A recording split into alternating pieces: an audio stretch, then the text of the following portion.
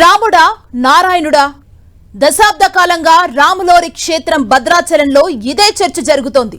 తెగని వివాదంపై హైకోర్టు ఆశ్రయించారు రామభక్తులు. కోర్టు వేసిన 5గురిలో కమిటీ ఇక 2 రోజుల పాటు అర్చకులు పండితుల అభిప్రాయాలు సేకరిస్తుంది. తర్వాత కోర్టుకు రిపోర్ట్ ని సమర్పించనుంది. ఇంతకీ భద్రాద్రిలో ఈ పంచాయతీ ఎందుకు? Watch this special story.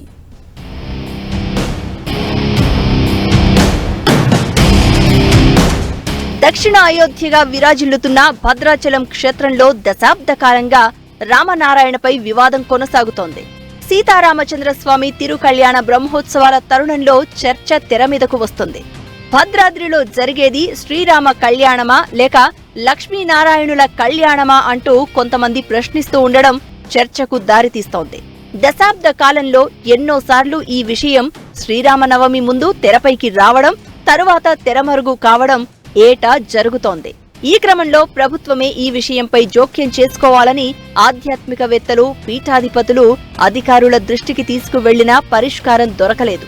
దీంతో కొంతమంది భక్తులు హైకోర్టును ఆశ్రయించారు. హైకోర్టు 5గురు సభ్యులతో కమిటీని ఏర్పాటు చేసింది. ఆ కమిటీ సభ్యులు భద్రాచలం సీతారామచంద్రస్వామి దేవాలయంలో 2 రోజుల పాటు విచారణ చేపట్టారు.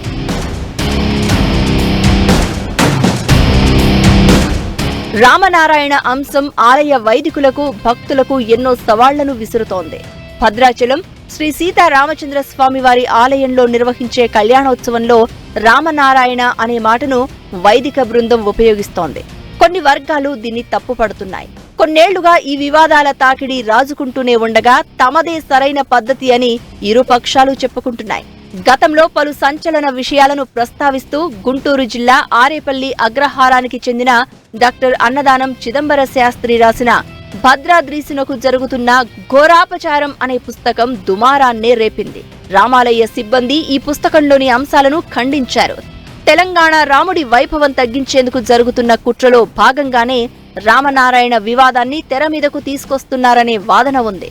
గతంలో ఎన్నో చర్చా వేదికల్లో కూడా వివరించి ప్రభుత్వానికి కూడా నివేదిక సమర్పించామని మాజీ ప్రధాన అర్చకులు కోటి కృష్ణమాచార్యులు చెబుతున్నారు.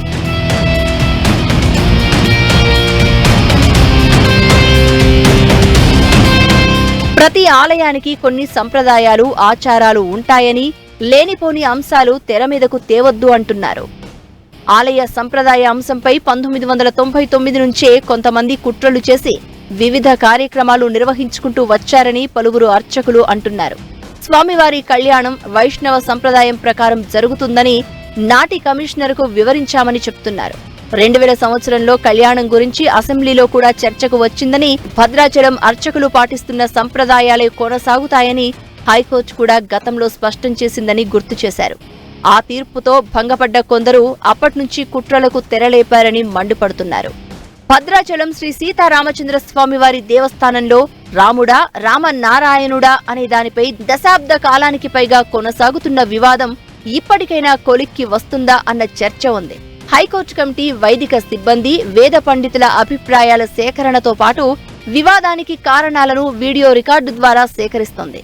తర్వాత కమిటీ సభ్యులు రాముడా, రామనారాయణుడా అనే అంశంపై స్పష్టత కోసం వీడియోలు, అభిప్రాయాలను కోర్టుకు సమర్పించనున్నారు. దీనిపై ఫైనల్ గా హైకోర్టు తీర్పు ఇచ్చే అవకాశం ఉంది.